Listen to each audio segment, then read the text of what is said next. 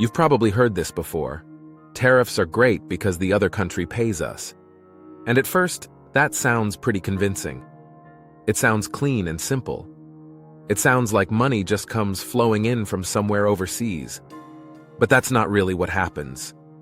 And once you understand how tariffs actually work, the whole thing starts to sound a lot less simple.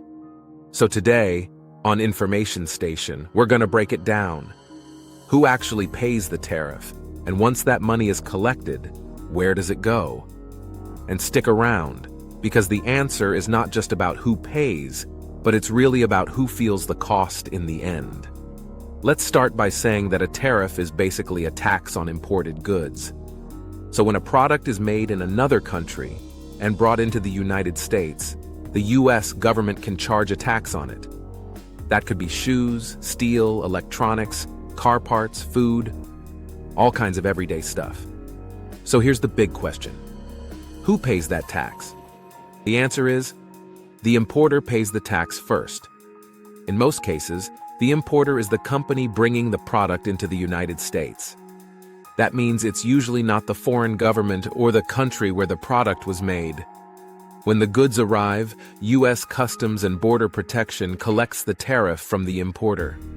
But that's not the full story, because the one who pays the bill is not always the one who truly bears the cost. Here's a simple example. Let's say a US company imports a product that costs $100. Then a 25% tariff gets added.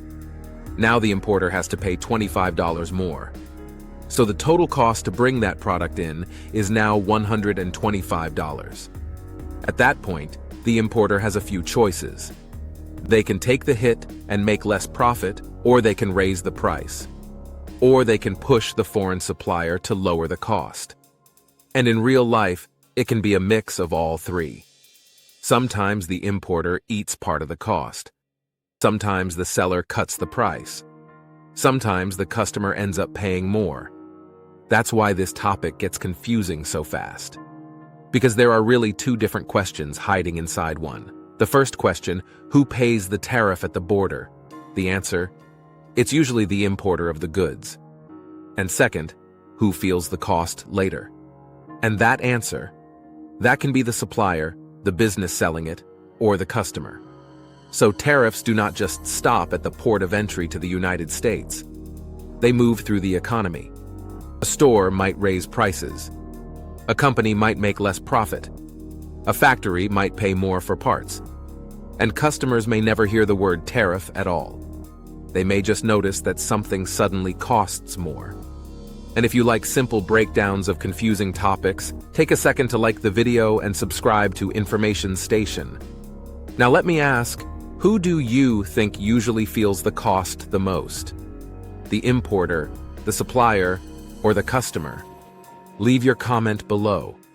Now let's get to the next question. Where does the money go? Once the importer pays the tariff, the money goes to the US government. It is collected through the customs process and becomes revenue to the Treasury of the United States. And that leads to the biggest misunderstanding about tariffs. People confuse the target of a tariff with the payer of a tariff. The tariff may target goods from another country, but the importer usually pays it first. And after that, the cost can spread through the economy here at home. So let's wrap this up. Who actually pays a tariff? At the port of entry, the importer pays first. After that, the cost can spread to businesses, suppliers, and customers. So where does the money go? It goes to the US government. So the next time you hear someone say, the other country pays the tariff, you'll know the real answer is more complicated than that. Thanks for watching Information Station, and I'll see you in the next video.